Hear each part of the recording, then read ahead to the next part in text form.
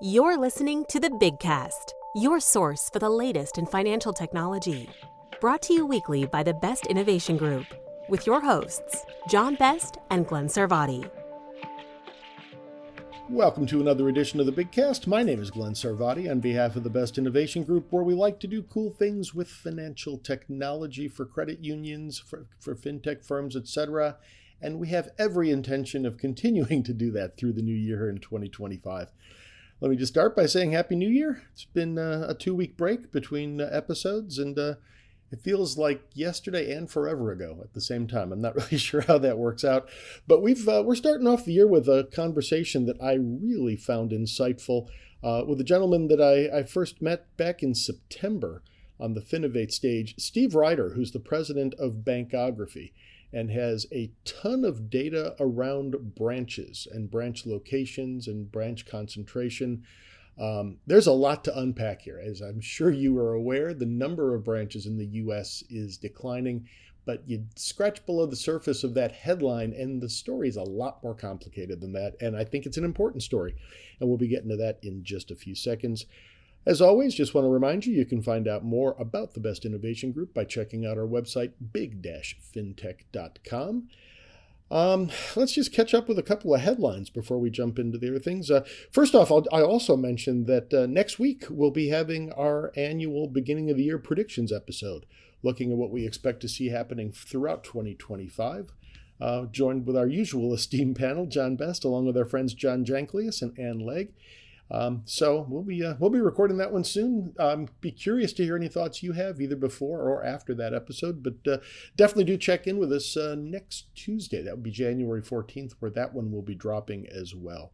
Always an interesting conversation and fun to go back and take a look at what we claimed was going to happen last year and how that actually panned out. Some of the stuff I think is worth looking at and is happening in real time right now. Congress forming new heads of different committees, a lot of activity in the regulatory space, a big flurry of activity from the Consumer Financial Protection Bureau as they try to bring things, kind of wrap up a lot of different things they've had going on before the new administration takes hold and may shift focus on that a bit. One of the things that I think is going to really bear watching and that I'm sure we're going to talk about next week, not sure if you picked up on this headline, the FDIC, one of the conversations that seems to be taking place in terms of the DOGE Commission and trying to simplify and declutter the government slew of agencies. No question there are an awful lot of regulatory agencies in the banking space and the credit union space. And there's been talk about trying to consolidate those and rationalize them in some ways. One of the headlines that popped out of that is the floated the idea of quote unquote eliminating the FDIC, which I think is, I'm going to say it as quickly as I can, I think is a misnomer. What I'm hearing based on what I've been reading so far, no one's talking about getting rid of FDIC deposit insurance. They're talking about getting rid of the agency that actually administers it and tucking the insurance program under Treasury, which could simplify the process around some of the regulatory regime. You've got the OCC, you've got the FDIC, you've got the state regulators, you've got the Federal Reserve, all playing a role in regulation. If you bring some of that under a single rooftop, maybe things get a little bit easier.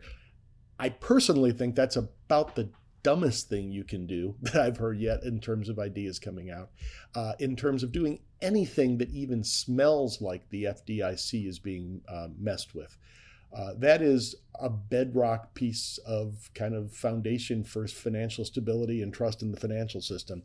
Even if it didn't change, I think just the perception that it might be is a big enough problem. You could argue that's a problem in itself. And I've seen headlines already talking about eliminating the FDIC, which leaves a very different impression of what they're talking about. Possibly a benefit to the credit union world. Nobody talks about the NCUA. It's the silver lining in what is otherwise, I think, the challenge that people less understand the NCUA administration and the insurance program than the FDIC. That's the brand name. Anyway, there's going to be more of that coming, I'm sure. Other breaking news, literally just saw this as I was beginning to record. Michael Barr, member of the Federal Reserve Board of Governors, who also serves as the vice chair for the Fed's supervisory initiatives. Apparently, the report is that he's, again, I want to make sure we're clear on this one. The reporting I've seen is that he is looking to step down from the supervisory vice chair role that he plays, not as a governor, but from the supervisory side. This one is interesting, and it probably points to a lot of the machinations going on in Washington right now. In terms of who holds the power, can the president do something about reappointing or demoting members of the Federal Reserve Board of Governors? That's uncharted waters. And it sounds like maybe this is a preemptive strike to make sure that those uncharted waters don't get charted, for lack of a better way of putting it. As I say, this is breaking news. If I see more about it, we'll post it as part of our show notes, so you can take a look at that and see where that's playing out. Another one that I find interesting, and I'm sure this is going to come up next week. There's no way we're not going to be talking about Gen AI and artificial intelligence. But just noticed just this weekend, one of my favorite old film series, stop motion animation, Wallace and Gromit, a British series you may be familiar with. It's only their second full-length movie, but they've made a series of shorts. Apparently the new one just came out, just found out about this, called Vengeance Most Foul, FOWL. And these things take a long time to make. And one of the things I heard in the interview with the two filmmakers is this kind of marketing ploy. That sounds too strong. An angle that they're looking at that says this is their artificial intelligence movie, that it's a political statement around how they feel that AI is dangerous. I'm sure our buddy John Best will have something to say about this. But in the interview, I thought this was rather interesting. It kind of shines a light on a lot of different aspects of the way people think about AI. This movie's been in the works for over 4 years. The process that they use to make claymation, it's not really claymation, stop motion animation with clay figures, takes a long, long time. And as they pointed out, nobody was talking about artificial intelligence in the way we are today in the ChatGPT, OpenAI kind of world. That's really only been going on for 2 years. So they were tackling this topic well before, and it is definitely a humanity versus robots.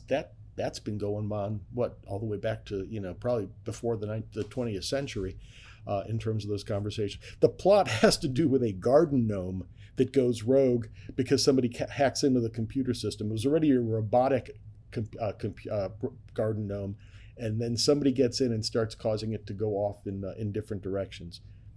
I've yet to see a Wallace and Gromit movie I didn't think was great. I've taken a look. It's right currently with 100 critic reviews. It's still sitting at 100% on Rotten Tomatoes. So I suspect that one's going to be worth checking out. Haven't watched it yet, but want to mention that.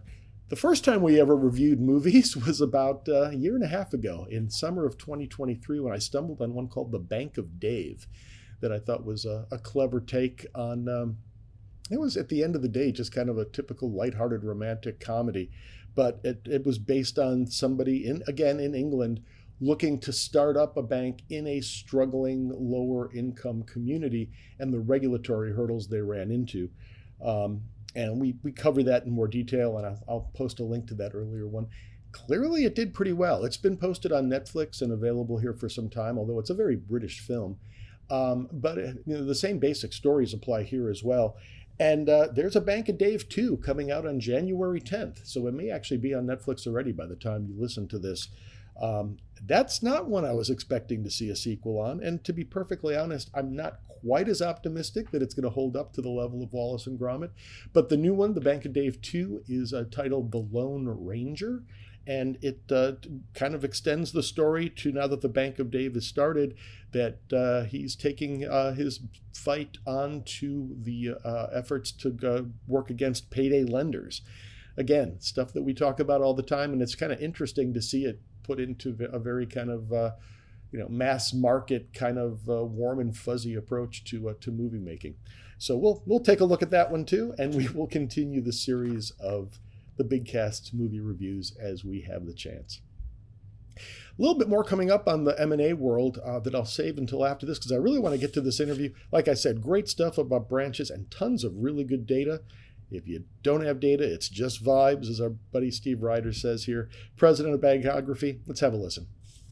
I'm here with Stephen Ryder, the president of Bankography, a company that is based not that far from me in Atlanta. You're based in Birmingham, correct, Steve?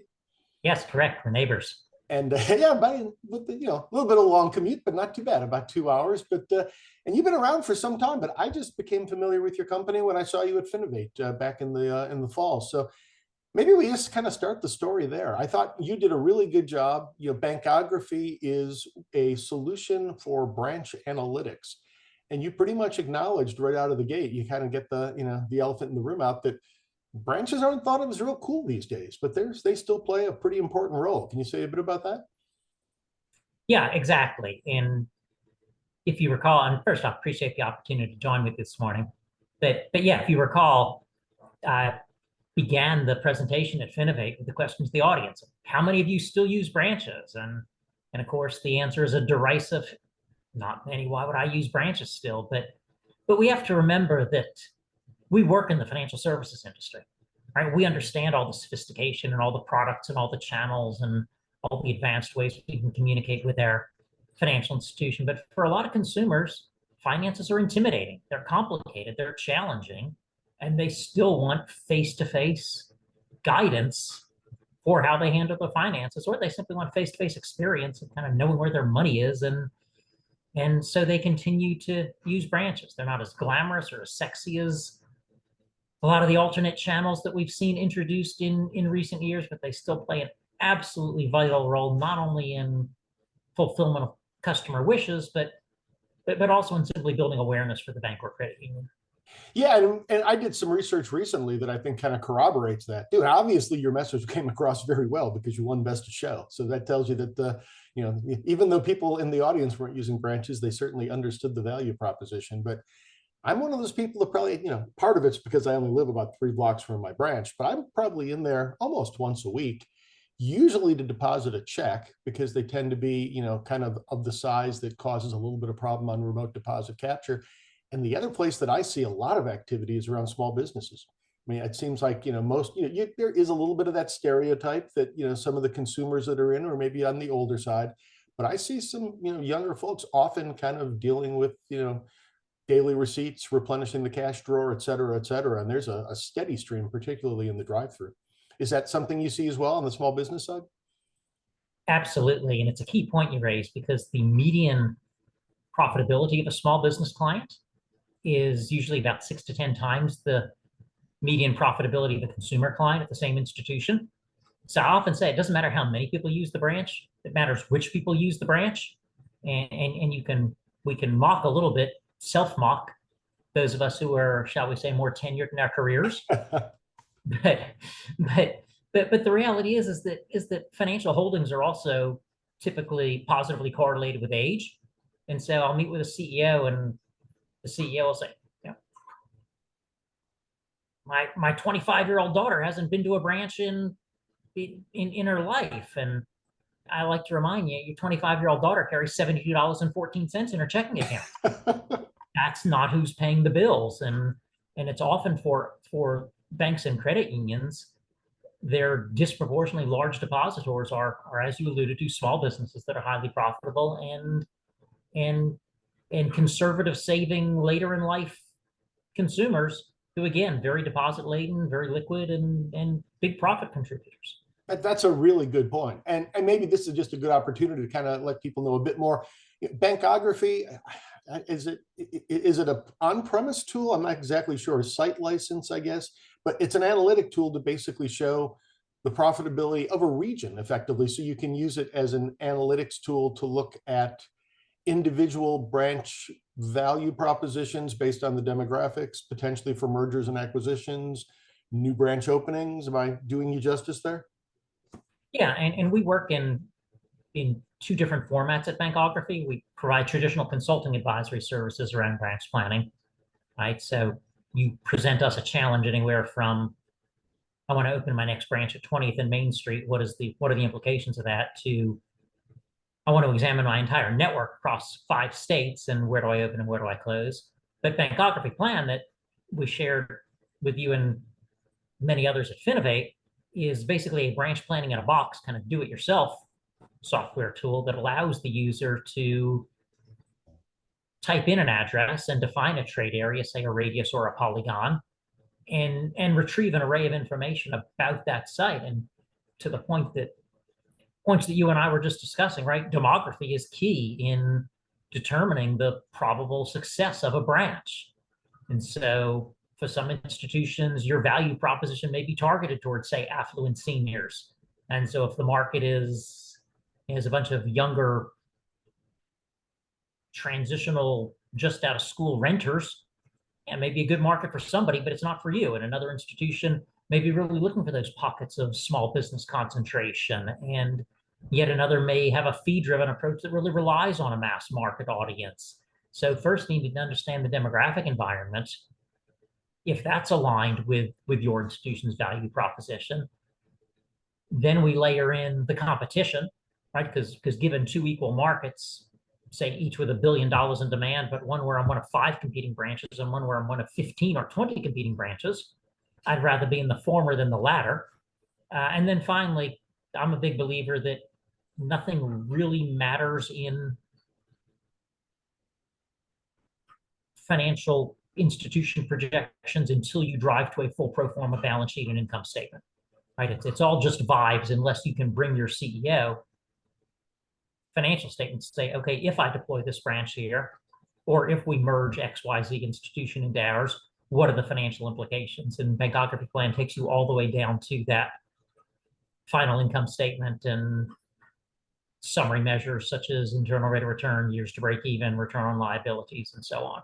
I think that might be my quote of the day. Without data, it's all just vibes. I like that a lot. I use that at Finovate as well. I remember hearing the vibes thing in there. And maybe you might have just answered my question, because going back and doing a little bit of research, Bankography has been around since 2001, and I was really surprised, especially since you're kind of almost in my backyard here, that I was not familiar. Is Bankography Plan a more recent self-service offering? Have you been primarily the ones doing the consulting kind of projects up until recently? No, in fact, we launched the company around the software tool. Really? That shows what I know. because I had spent my career at AmSouth Bank, which was a big bank in Birmingham that's now kind of morphed into Regions, and was always kind of reaching into different drawers for branch analytics, right? So, this drawer had the demographic info, that drawer had the competitive info, that drawer we could plot our customers from, that one had maps. And so kind of had this premise of what if we could combine all of this in a nice, easy to use tool and at a low cost that would kind of democratize the process, so that instead of paying either significant internal resources or external consulting fees, if there was something that was attainable at a reasonable cost for a small bank or credit union, kind of all those data points that you needed rolled up into one nice tool. And the consulting really became an adjunct when our clients, some of the software clients, started asking, hey, we really like this information, but we sure would like you to give us a bit of interpretation on the side as well. So you do lead with the software, and then the services are an add-on. So it sounds like Bankography Plan, if people want to do, even if they're fairly sophisticated queries, they can do them themselves once they actually, have access to the software. Yeah, absolutely. And some of that just depends on your aptitude and your attitude, right? There are those who just want to work with an external point of validation, and there are those who are very much do-it-yourselfers. And so we can accommodate either format. And there's a trade-off in software design between complexity or functionality and ease of use. We try to tread a middle point there. We like to say it's easy enough that a CEO can figure it out, and it's easy enough that the CEO's administrative assistant can figure it out, and just about anybody in between. It's a very intuitive tool. That noted, it is pretty well loaded with functionality. And what's really fun is that when we first launched Bankography Plan, there were 3 modules. The one where you could retrieve the demographics and competition for about a potential site in the pro forma financial projections. That was one.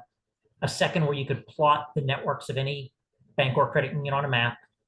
And a third where you could retrieve deposit share reports for any county or metropolitan area in the country. And that was it. And over the years, over these 20-some years, we've added so many functions. We didn't think of any of them on our own. Every function above and beyond that is in Bankography Plan came at the suggestion of one of our clients who called one day and said, hey, what would be really cool? It also sounds to me like from what you said, it's almost like Excel. I think, Microsoft Excel, yeah, probably most people use 10 to 15% of its capabilities at max. But if you want to be a power user, there's a whole lot more in there. And I guess you can get value either way. Yeah, we definitely have. And we definitely have that full spectrum. People who just don't even go to the financials. They just use it to get demographic profiles, general information. But then we do have the power users who use each and every function. And I think sometimes even find things that we weren't quite sure that it could do that they've somehow stumbled into. But we have clients in every state in the country. Oh, really? Oh, wow. Yeah. Oh, yeah, absolutely. We work nationally. We've worked for some of the largest banks and credit unions nationwide, but we've also, and this is kind of fun, worked for institutions as small as, I think the smallest was a credit union with 6 employees that was seeking its first ever location outside of its legacy employer sponsored site. And there's just a gratification, right, in helping them grow into that first freestanding open access branch opportunity for them. I agree. I think that sounds like it would be a lot of fun. This probably falls on the scratching the surface territory, but you graciously offered to do a little bit of side queries for me because I was really curious about some of the trends in branches. So maybe to talk about that a bit, as I think everyone knows, the number of branches has been dwindling for some time. I think you ran data for this question going back to 2014. And it's been a declining trend ever since then. But as always, if you scratch a little bit below the surface, the story's a little bit more interesting than that, right? We've got, I think as I saw it, since 2015, we've lost 15,000 branches across the US. And then looking at it though, banks and credit unions are behaving somewhat differently. If I look at this, I'm not going to say they're growing, but the credit union count has held up. I think it's literally like maybe 1% higher in terms of branches. All the decline in branches has been on the bank side. Is that kind of consistent with what you're seeing?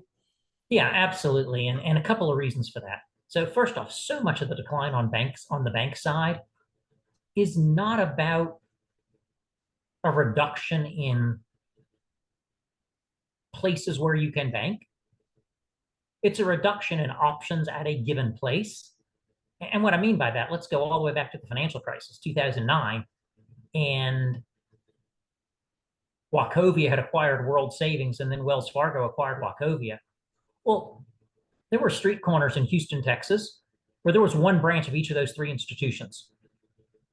So if you wanted to bank, if you were somebody who lived near Broad and Walnut Streets,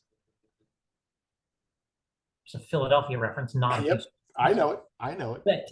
But yeah, if you wanted to bank, you're right near Main and near Main and 20th Street, then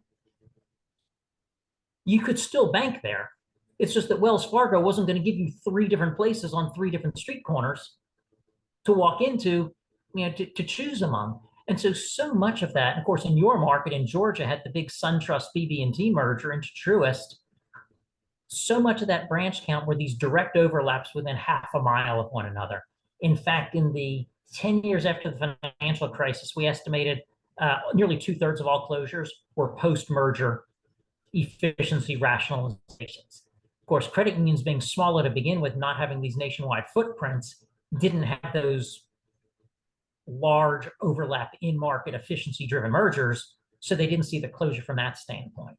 That's interesting. I hadn't thought, I definitely thought about the merger side on the big banks. I hadn't thought about the fact that the credit unions just simply, even when you are looking at credit union combinations, they don't tend to be overlapping footprints. They tend to be more expansions of the territory. Exactly, more complementary or geographic extensions. Yeah, and also pointed out in our dialogue the other day that the net masks some interesting trends underneath it. Yeah, I noticed. I mean, we always talk about it. It sounds like nothing's happening but closures. There's been a consistent, I think like on a gross basis, about 1,000 new additions of branches every year. They're just being offset by 2,000 or 3,000 declines or closures. Exactly. Yeah. So last year we were like net 1,500, or I'm sorry, net a little more than 1,000 negative. And that was, as you said, that was a couple of thousand closures, but offset by more than 1,000 opens. So when you think about that, the median cost of a new branch in the US is about $2.5 million, right? That's still pushing $3 trillion in investment in branches there, right? So there's no shortage of willingness to invest in branches judiciously in the right locations, even as banks and credit unions are pairing those in either overlaps or unprofitable or otherwise declining communities. Yeah, I know you've mentioned that, well, I've noticed particularly Chase has been one of the ones that have been very vocal, kind of on a contrarian view of opening new branches. Now they're probably closing some at the same time, but that's another thing. And again, it kind of comes down to the mergers and acquisitions, as you mentioned. But over the course of that time, the 15,000 branches that have vanished on a net basis over the last 8-9 years or so, they're split about 50-50 between the top 10 banks and all the other banks, which proportionately, it looks like the percentage of branches that are run by the top 10 banks is trending downward slightly. But again, that probably has to do more with M&A. Yeah, I mean, they're getting a little bit leaner, no doubt. And like you said, because particularly maybe 15 years ago, there were so many of those, maybe not intra top 10, but at least intra top 50 mergers, like the Chase and WaMu, for example, and the Washington and the Wells Fargo Wachovia, and the BB&T Truist, and I'm forgetting already who. The SunTrust and that M&T Provident, right? There were so many of those large in-market mergers, but Chase makes a lot of noise about adding branches. They're hardly the only one. Fifth Third has announced a big branch building campaign. PNC has announced a major investment in its branch network, both in renovating current branches and opening new branches. Bank of America has announced opening plans. And then on the credit union side, just the fact that so many institutions over the past 20 years have migrated or fully adopted their community charters has led to a lot of principal growth on their part. You don't get the impact because it's not a Fifth Third putting 15 branches in Charlotte or a Chase putting 15 branches in Kansas City. It's more 1 or 2 at a time. But across the industry, it adds up. And credit unions have also been, I think, more adept, or at least adaptive to new technologies. You mentioned the ITMs. I don't know how that kind of works into your definition of a branch and your counts, but they've got the capability of actually running these things fairly lean. Exactly. And credit unions have been really, really ambitious in implementing new service models where an ITM is handling all of the teller functions. So the branch is essentially cashless. And that means that you can staff it really lean, so you can deploy a branch for pretty minimal cost at a work site, at a university student union, or even just in a 800 square feet in a strip mall with a couple of member service representatives, still open depository accounts, still underwrite loans, and have all the makings of what a consumer would recognize as a branch for well less than 2/3 of the cost. That makes a lot of sense. I mean, I guess the elephant in the room, I don't know if I'm sure you've got the data, but we didn't do this in the query. Then you get into the question of, underserved markets, your banking deserts. And, I'm guessing that I think it's a fairly safe assumption based on just my personal experience seeing where Chase is opening new branches, is it tends to be where the money is. So, the underserved communities may kind of be the ones that are getting hurt worse in terms of, the income levels. Or just the rural ones where you just don't have a broad enough population to draw from. Have you seen that? Is it, that tends to be the narrative in the press, but is there as serious an issue there as it appears? So yes and no, and I'm gonna put in a little plug for our company here. So we do a quarterly research journal at Bankography, appropriately called Bankology, and they're all archived on our website at bankography.com, and you can download them for free, and no paywall, no registration. It's all we're big believers in education in the industry, so everything goes into the public domain. And if you look, I believe it was last year, we did back-to-back issues, one focused on low-income urban market closures, the others focused on low-income rural market closures. The good news is that there was no disproportionate bias by the industry. In other words, we saw the proportion of branches that closed in low-income neighborhoods for any given institution was no greater than the proportion that closed in moderate or upper income neighborhoods. So we did not see, even during the worst of the COVID era closures, any undue abandonment of low-income neighborhoods. Okay. But the challenge is that those neighborhoods tended to have fewer branches to begin with. I was going to say, I figured that you can have, when you close one branch in the area and you had one branch in the area, that's a somewhat different level of impact. Exactly, right? And think about Atlanta and its burgeoning suburbs, right? If you close one branch in Douglasville, if you close one branch in Buckhead, there were still 19 more. But if you close one branch in a small rural community of 2,000 households, then it's going to be difficult to entice another institution to come replace that. And you're losing, 1 minus 1 has a much different impact than 19 minus 1.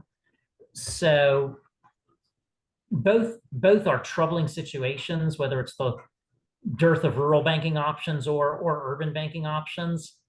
In urban, there's generally the opportunity to visit one submarket over, but it's not as clear as it looks on the map to the analyst, because you have to remember that a lot of people in lower income neighborhoods are living without automobiles. So they're relying on public transit, they're relying on pedestrian, and so 1.5 miles is far.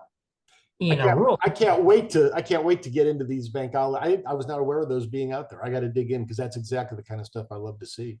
Yeah, for sure. And in a rural community, it's a little bit different, right? You're used to traveling long distances for services, but there it's just a matter that, like every U.S. census from 1910 to the present day has shown a greater proportion of Americans living in urban, metropolitan statistical areas versus non-metropolitan areas. And so it's these sociological trends. And when a community drops below about 2,000 households, it becomes really, really difficult to sustain a viable financial institution, branch, bank, or credit union. Yeah, I mean, the flashpoint's probably different depending on the type of business, but just think, same kind of thing. If you get below some number, you're not going to be able to support a pharmacy or, a full service food store. And, like you said, people might get comfortable driving further to get to the Walmart or something, and maybe you can make a stop at the bank along the way. But if you need to get to the bank, you don't have to bundle it with your once a week kind of events. Again, you can augment that with electronic digital means as well. But a longer conversation on that one, absolutely, no question. Yeah, no doubt. And you have also in the rural wrapped up in that so many rural banks are still privately held, and often with aging founders, and there's a succession plan. Yeah, good point. And credit unions, for that matter, as well. Maybe not the privately held part, but still the aging CEO. And too often, in my mind, succession plan turns out to mean merger plan. Exactly, and you're right. It's a more in-depth discussion, but it's one of the challenges. But there's a lot of good work still going on trying to serve those communities. Some banks and credit unions are even using mobile branches, basically a souped-up recreational vehicle with a satellite internet connection where they can at least visit a town, say twice. Why not? Just like the roving library. And why? Yeah, absolutely, exactly. And kudos to them for trying to deliver that. Or in the urban markets, we've got some credit union clients doing some really neat things of doing some cooperative work with local governmental and philanthropic agencies. So they might outfit one building and have the credit union branch and a community health clinic, for example, and a coffee house and a place with Wi-Fi.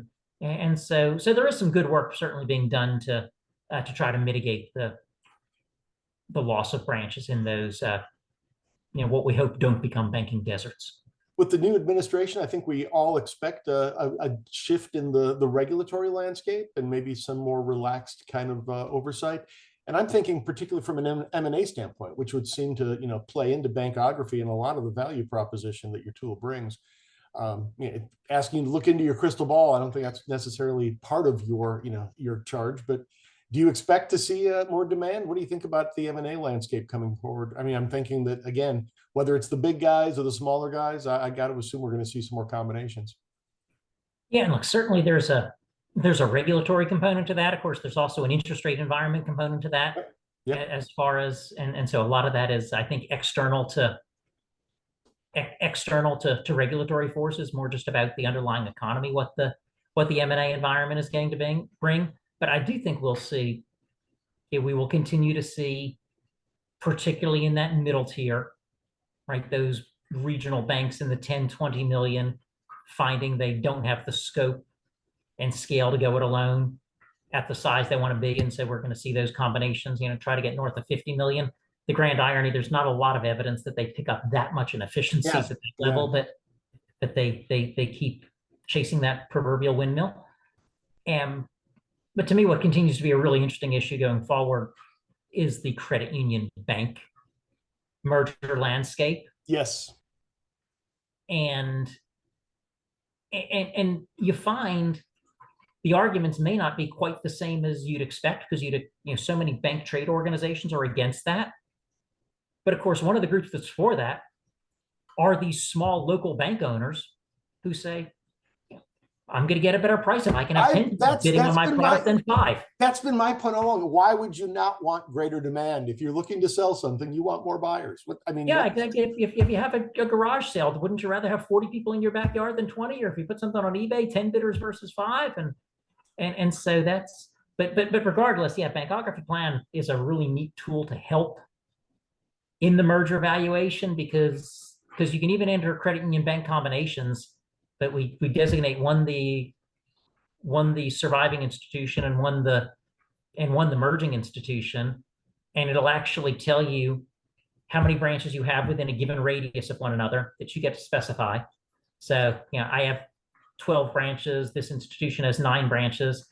That's 21 combined. But there are 4 cases where we have branches within a mile and a half of one another, and based on the density of the area and the proximity of the branches, here's the likely attrition impact of those 4 closing, and here's how that measures up against the non-interest expense savings, right? So, because if you close a branch, you are going to incur some level of dissatisfaction and some level of runoff. If they're right next to each other, it's going to be minimal. If they're a little farther, it's going to be broader. But still, you can then weigh the revenue impact against, okay, I forsake $5 million in deposit runoff, and that creates, say, $100,000 in revenue loss. But if I close this branch, I save $300,000 in non-interest expense. That math works. So it helps the user walk through those scenarios to understand ahead of time, are there in fact the economies out of this merger that can justify it or not? And I'm just thinking, and again, this might be outside your comfort zone about making predictions, but if the mergers tend to be at the 2 regional bank level, that's probably going to drive a greater decline in overall branches than the complementary one. It's hard to think that with any kind of increase in M&A, it's going to create an increase in branches. Yeah, I'd agree with that. And I think in general, the larger banks are looking for mergers that have some franchise overlap, where they can at least create some level of front office efficiencies in addition to the back office efficiencies. That noted, it's not going to surprise me if at some point we see some geographically disparate regional banks really trying to match the 4 or 5 banks who can claim true nationwide presence versus the efficiencies of overlap. And I think we will see some of that in the years ahead. Well, Steve, I'm looking forward to continuing this conversation. There's great stuff, and we've left a lot of open threads that we can follow up on going forward. If people want to find out more, bankography.com, best place to go? That is correct. And specifically about the Bankography Plan software tool, there's a button right on that homepage where you can learn about Bankography Plan and even sign up for a demo, and we'll have you test drive it with your own markets that you're totally familiar with to really see the impact. Cool. And I'll also create a link that takes directly to the Bankology reports that you mentioned too. I know I'm going to be heading there right away, but I'm sure some of our listeners will be interested as well. Steve Ryder, president of Bankography, thanks so much for taking the time. Congratulations again on the Best of Show win at Finovate back in September, and hope to be seeing you soon. Hey, thank you. I enjoyed the dialogue today. Appreciate it.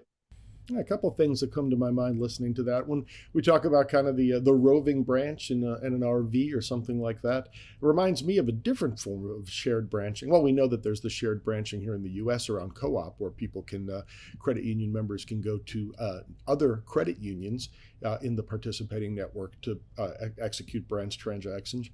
In the UK, there's another notion of shared branching when we started seeing banking deserts and ones closing, where the idea was a single brick and mortar location would be the home of multiple different financial institutions that may take, staffing responsibilities there, 1 or 2 days each week. So maybe you didn't have your branch in some small town every day, but you knew you could always bank on, say, Tuesday or Friday or something like that.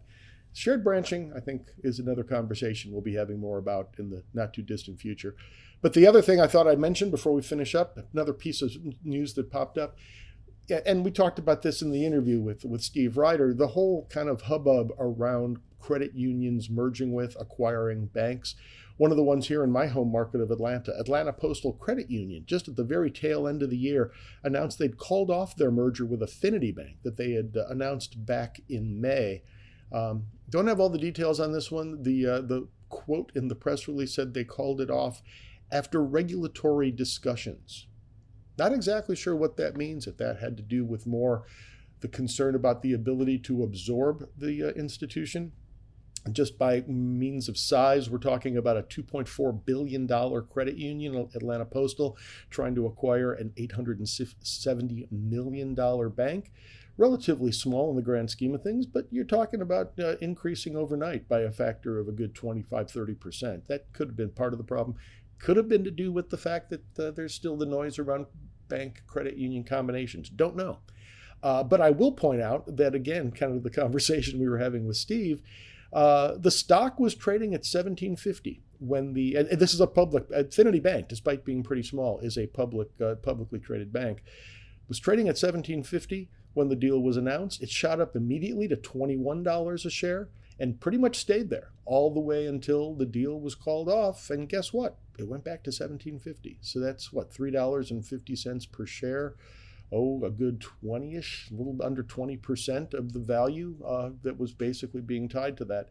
The offer for the bank was for $22.50. So the overall market price never went all the way to that.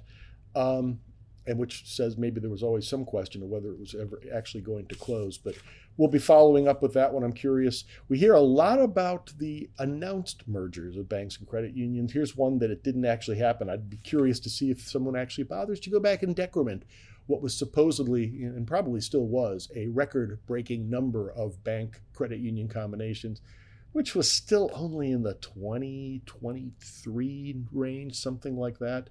Still a drop in the bucket compared to the overall number of mergers and acquisitions taking place. With that, another episode of the Big Cast in the books. My name is Glenn Sarvati. You can find me via my firm, 154 Advisors. You can find out more about the Best Innovation Group by checking us out on the website big-fintech.com. And if you go to the media tab there, you will find this episode, which if you're not listening to it there, you may be listening to it via Spotify, Apple Music, Amazon, et cetera, wherever you get your podcasts. In any of those places, you can also go back to a long list of past episodes, archives.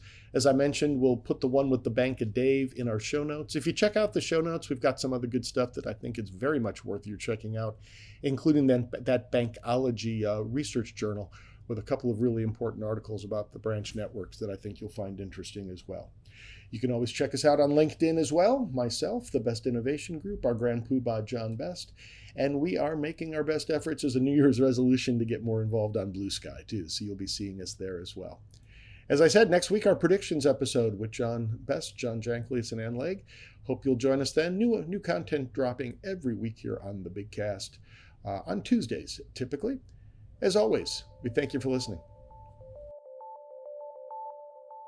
Check back each week for the latest from the Big Cast. Or better yet, we hope you'll consider subscribing for free via Spotify, Stitcher, Apple, or wherever you get your podcasts. If you have questions or comments, we'd love to hear from you. Tweet us at Big Fintech. Email info@big-fintech.com. or visit us at big-fintech.com and click on the Media tab, where you can post a comment or check out our archive of hundreds of past episodes. See you next week.